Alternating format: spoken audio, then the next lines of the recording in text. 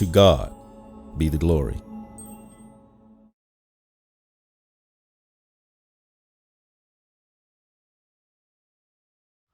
Hello, welcome back to our study in the book of Genesis. Now we're in chapter 49. You might remember from last time we had Jacob giving a blessing to the sons of Joseph, Ephraim and Manasseh. Well, now Jacob is going to bless the rest of his sons. That's what we find in the outline next, chapter 49, verses 1 through 27.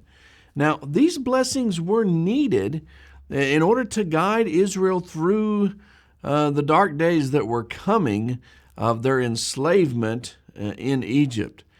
And in this blessing, this is a prophetic blessing. In other words, there was a prophecy. Verse 1, I may tell you what shall befall you, he says. And also, of course, a blessing. Verse 28, this is what their father spoke to them, and he blessed them. So indeed it is a blessing, but it's a prophetic blessing that they receive. Now let's look at chapter 49, verses 1 and 2. And Jacob called his sons and said, Gather together, that I may tell you what shall befall you in the last days. Gather together and hear, you sons of Jacob, and listen to Israel your father. And notice the use of both names there, Jacob and his name changed to Israel. Now Jacob calls his sons together for their final blessing. Look at this chart. I want you to see this. This is the sons of Jacob in order of their birth. And so we have Reuben, Simeon, Levi, Judah, Dan, Naphtali, Gad, Asher, Issachar, Zebulun, Joseph, and Benjamin. Now, of course, in the text, we'll take those one at a time, and we'll talk more about each one of those sons and the things that befall them and the future that is before. So let's look at chapter 49, verse 3. He says, Reuben, you are my firstborn, my might, and the beginning of my strength, the excellency of dignity and the excellency of power. But, notice this, unstable as water, you shall not excel, because you went up to your father's bed, that you defiled it, and he went up to my couch. All right, pause there for a moment. Reuben, now the name means look, a son. And I'm going to talk to you about the meaning of the names each time.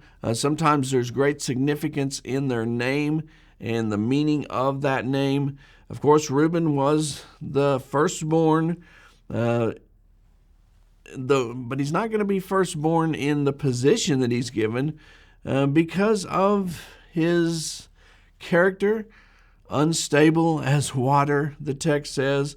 And also he went up into his father's bed to lay with his handmaid.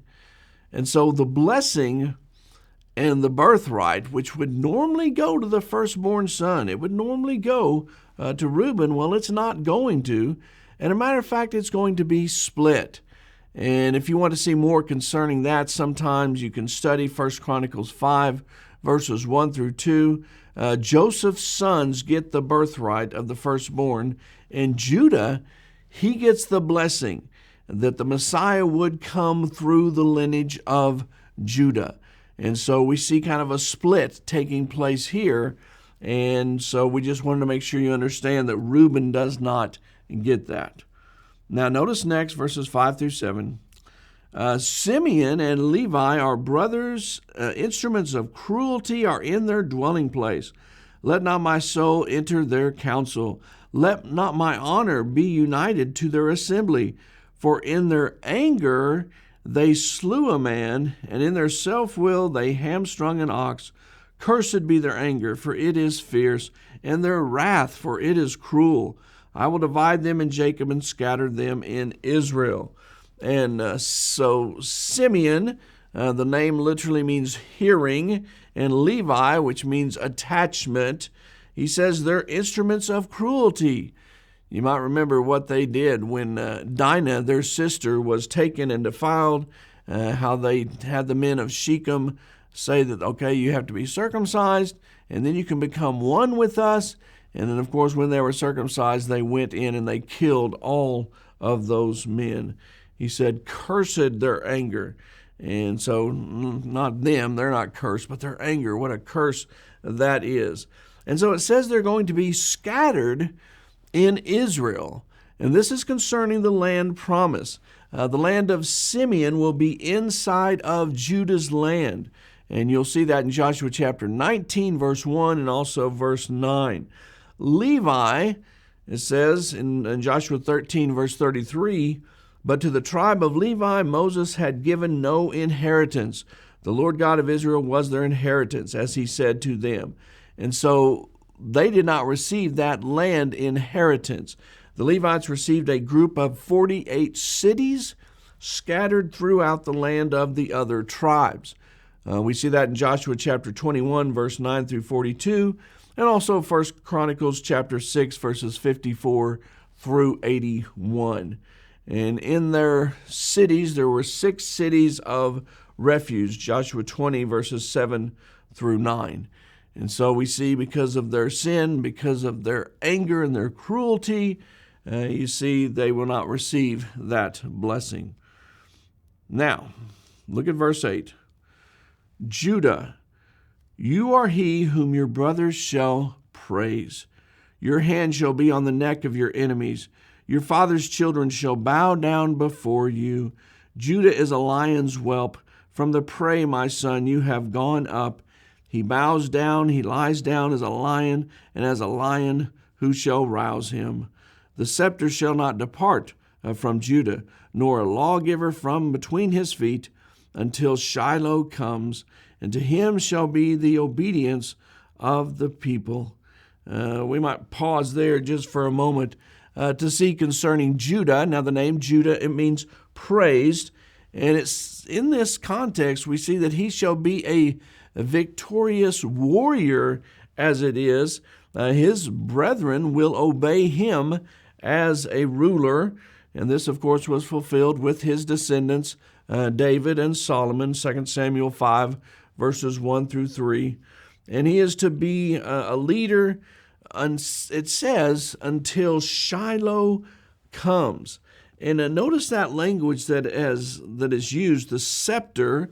Now, of course, that's the scepter of a king. And so there we have that royalty and others serving him. The scepter shall not depart from Judah, nor a lawgiver from between his feet until Shiloh comes. Now, the word Shiloh, it means tranquility. It's talking about peace. And this reminds us, of course, of Ephesians 2 and verse 14, which talks about Jesus. He himself is our peace. And so this is actually a prophecy concerning the Messiah, that Jesus Christ is going to come through this lineage of Judah. And so therein is Shiloh, that tranquility, that peace, the peace that they would have, yes, between the Jews and the Gentiles, but the peace they would have with God the Father. That Shiloh, Christ, would bring about that peace by the forgiveness of man's sins. And so in that way, no longer being separated from God because of sin, but able to be reunited with God and to be one with God because the sins are taken away in the blood of Jesus Christ. Look at verse 11. It says, binding his donkey to the vine and his donkey's colt to the choice vine. He washed his garments in the wine and his clothes in the blood of the grapes. His eyes are darker than wine and his teeth whiter than milk. And you see the language there that is used.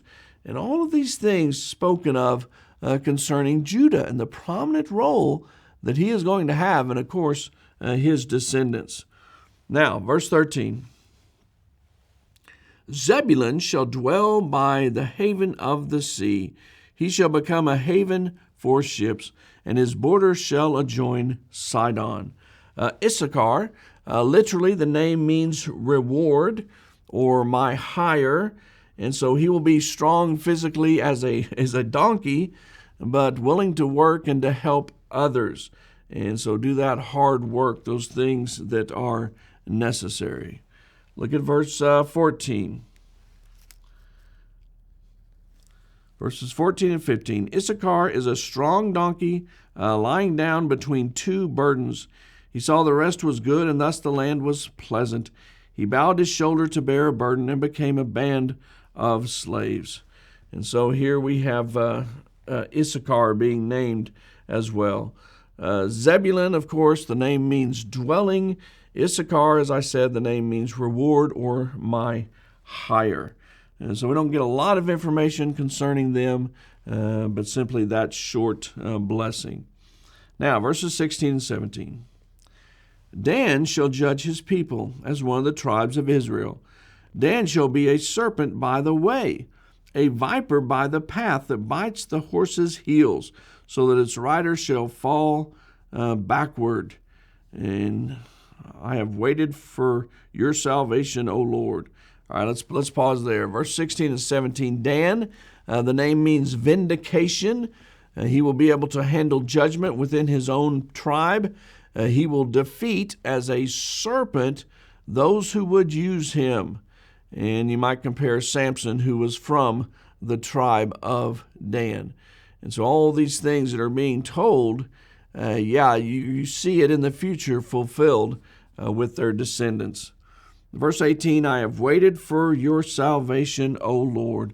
And so Jacob kind of interrupts the blessing at this point to tell them that salvation is in Jehovah.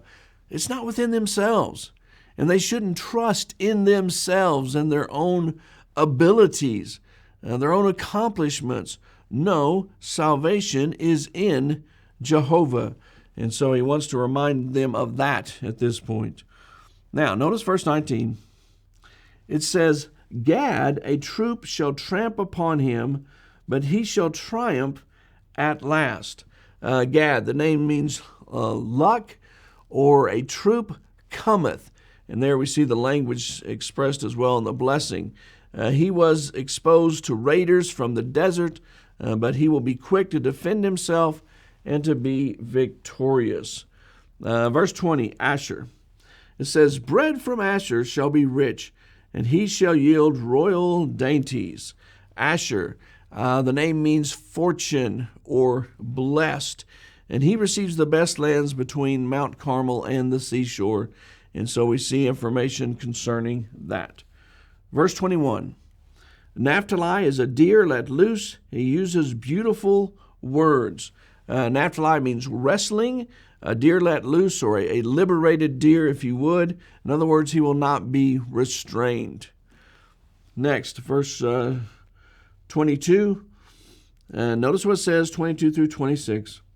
It says, Joseph is a fruitful bough by a well. His branches run over the wall. The archers have bitterly grieved him, shot at him, and hated him.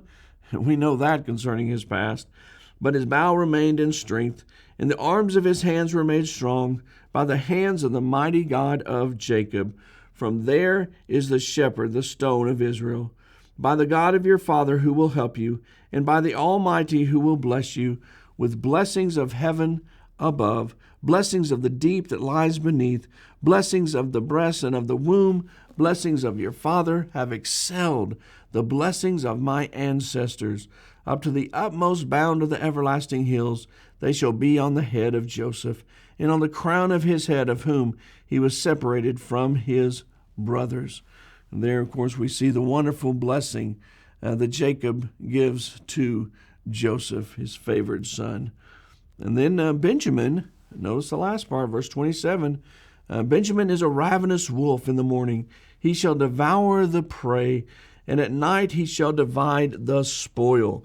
Benjamin, it means son of the right hand. Described as a ravenous wolf, always has prey, and usually victorious. You know, you might want to look at this chart. When we think about the ravenous wolf, consider the following Benjamites down through history. Ehud, Judges 3 and verse 15. Saul, 1 Samuel 9 and verse 1. Jonathan, 1 Samuel 14, verses 4 through 8. And Saul, who would be the Apostle Paul, Acts 8, 3, 9, 1. And also you can look at Romans 11 and verse 1 concerning that. And so this description of that character and how it's seen in the descendants. Now, in our outline, chapter 49, verses 28 through 33, we see Jacob's last charge and his death. And so let's notice that summary of blessings there and his charge to all of the sons. Starting with verse 28. All these are the 12 tribes of Israel, and this is what their father spoke to them. And he blessed them. He blessed each one according to his own blessing. So each blessing was unique and distinct for each son. Verse 29. Then he charged them and said to them, I am to be gathered to my people. Bury me with my fathers in the cave that is in the field of Ephron the Hittite, in the cave that is in the field of Machpelah, which is before Mamre, in the land of Canaan, which Abraham bought with the field of Ephron the Hittite as a possession for a burial place. Remember, he bought that so that he could bury Sarah there. Verse 31, there they buried Abraham and Sarah his wife. There they buried Isaac and Rebekah his wife. And there I buried Leah. The field and the cave that is there were purchased from the sons of Heth. And when Jacob had finished commanding his sons, he drew his feet up in the bed and breathed his last and was gathered to his people. Another way of describing his death that had taken place. And so he renews that promise from his sons that they would not bury him there in Egypt, but they would take him to Canaan, specifically to the cave of Machpelah, and his burial would take place there. Now, let's talk more about that in chapter 50, verses 1 through 14. This is Jacob's burial that we see in our closing chapter. Verse 1. Then Joseph fell on his father's face and wept over him and kissed. It must have been a sad, sad time to lose his father, because much of his life Joseph had not been able to spend time with his father and was separated from him. Verse 2, and Joseph commanded his servants, the physicians, to embalm his father. So the physicians embalmed Israel. 40 days were required for him, for such are the days required for those who are embalmed. And the Egyptians mourned for him 70 days. So even the Egyptians, they are joining in with this sorrow, because they know of how this must have affected Joseph to lose his father at this time. Verse 4, it says, now when the days of his mourning were past, Joseph spoke to the household of Pharaoh, saying, if now I have found favor in your eyes, please speak in the hearing of Pharaoh, saying, my father made me answer, saying, behold, I am dying, and in my grave which I dug for myself in the land of Canaan, there you shall bury me. Now therefore, please let me go up and bury my father, and I will come back. And Pharaoh said, go up and bury your father, as he made you swear. And so, of course, Pharaoh is very pleased with the service that Joseph has given him, and is eager to grant his request and allow him to return home to bury his father. Notice that Joseph promises, though, to come back, to return, because Pharaoh needs him. He is a great help to Pharaoh. Verse 7, so Joseph went up to bury his father, and with him went up all the servants of Pharaoh, the elders of his house, and all the elders of the land of Egypt, as well as the house of Joseph his brothers, and his father's house. Only their little ones, their flocks, and their herds they left in the land of Goshen. And there went up with him both chariots and horsemen, and was a very great gathering. Imagine this caravan of people going back to Canaan land to bury Jacob.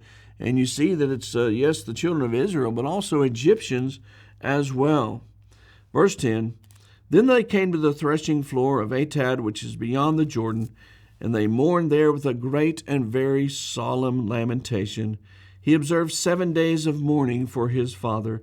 And when the inhabitants of the land, the Canaanites, saw the mourning at the threshing floor of Atad, they said, this is a deep mourning of the Egyptians. Therefore its name was called Abel Mizraim, which is beyond the Jordan.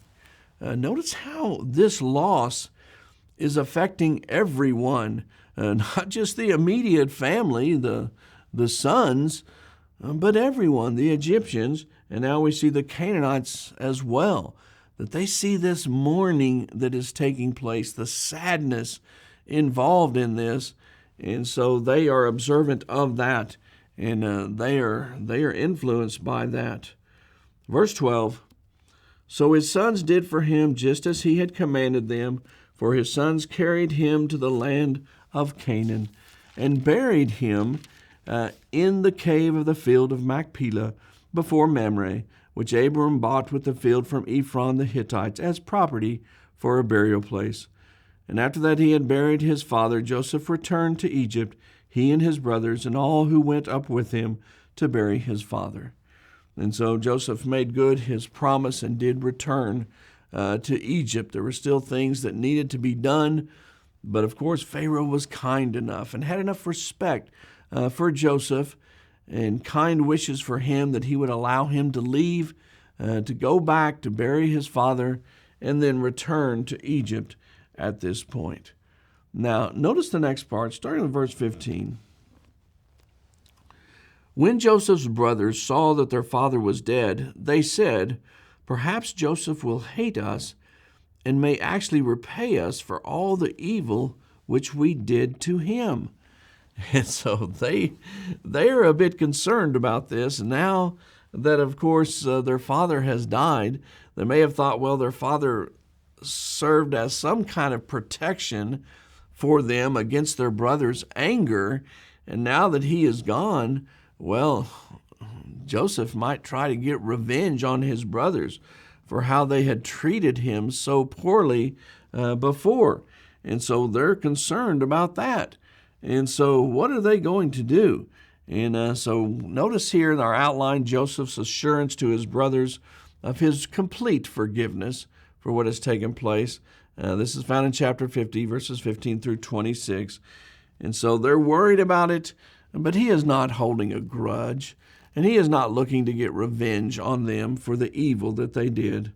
But they're worried about that. They're concerned. And you know what it is? It's guilt. They feel guilt because of what they had done before and how they had treated him in such a shameful way. So what do? Verse 16, so they sent messengers to Joseph, saying, before your father died, he commanded, saying, thus you shall say to Joseph, I beg you, please forgive the trespass of your brothers and their sin, for they did evil to you. Now please forgive the trespass of the servants of the God of your father. And Joseph wept when they spoke to him.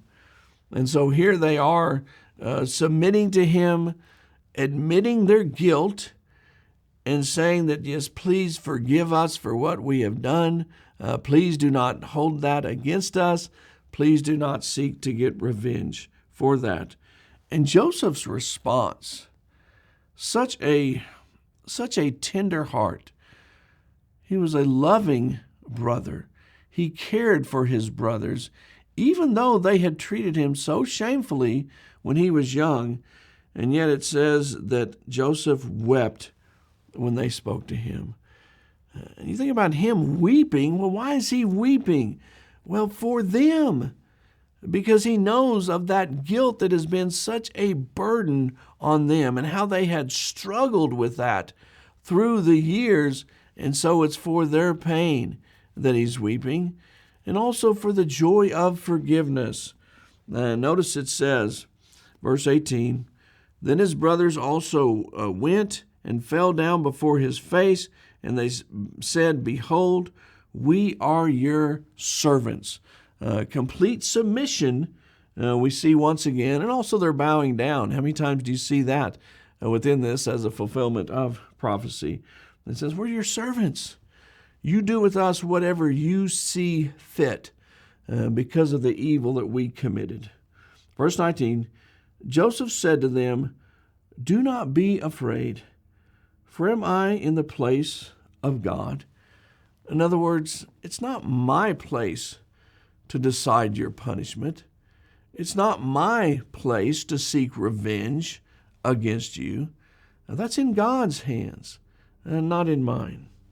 Verse 20, but as for you, you meant evil against me, but God meant it for good, in order to bring it about as it is this day, to save many people alive.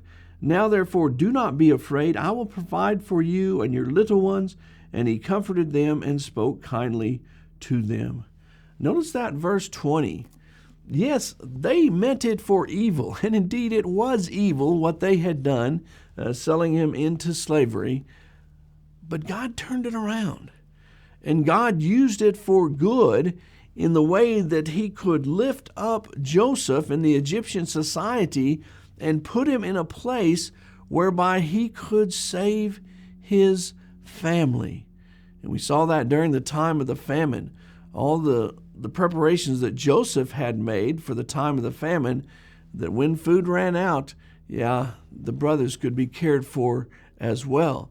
And indeed, the entire family brought to Egypt, the land of Goshen, and provided for in that way.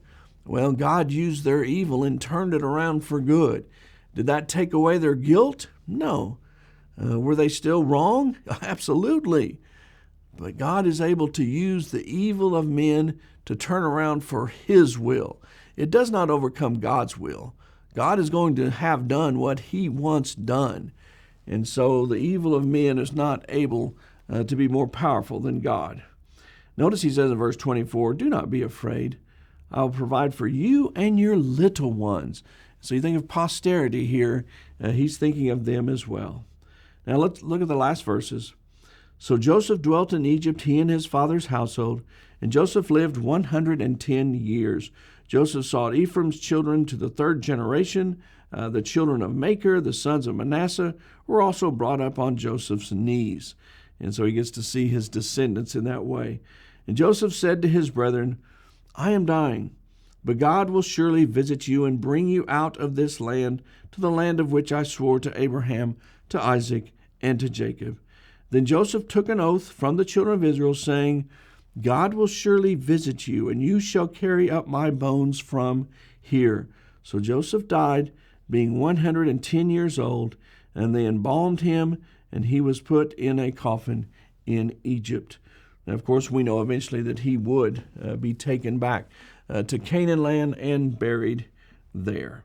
And so he had them take that oath, and he says, carry back my bones so that I can be there and be buried with the family, Abraham, Isaac, and Jacob, and that Joseph would be taken back, his body would be taken back, and he would be buried there at the cave of Machpelah. Now, it's interesting here. He says, I am dying, verse 24. And he says, but God will surely visit you and bring you out of this land to the land of which he swore to Abraham, Isaac, and Jacob. Now, that wasn't going to happen for many years, but here the promise is made. Yes, here they were in Egypt. They're in the land of Goshen. They are prospering. But what we're going to find in the book of Exodus is that that's going to change as far as the Egyptians' attitude towards the people of Israel, that they will be put into bondage, cruel slavery. And at that time, God will hear their cries, and he will deliver them, and they will be able to leave the land of Egypt finally and be returned to their homeland and the land that was promised to them. Now, notice this goes all the way back to Genesis chapter 12 and that promise that God first made to Abraham, that through him all families of the earth are going to be blessed. Yes, and he is going to give him that land and bless him and protect him. So he says, yes, that's still taking place. These things are being fulfilled, and you will be able to go back to that homeland that God has promised. Now, when you look at the events that we have covered in the book of Genesis, it's quite amazing when you think of the time span that we have seen and all the things that have occurred. And it really sets us up for the rest of the Old Testament to see these things develop, to see the things that happen, and also to follow that lineage through Judah, which would come the Messiah. You know, throughout all the Old Testament, the basic message is that the Messiah is coming. And then when you get to the New Testament, he's here. It's Jesus, the Christ. And so all of this is leading up to that glorious point with the coming of the Son of God, whereby man can have forgiveness of sins. I appreciate so much your attention during this study. The lesson, as always, it is yours. We'll see you next time.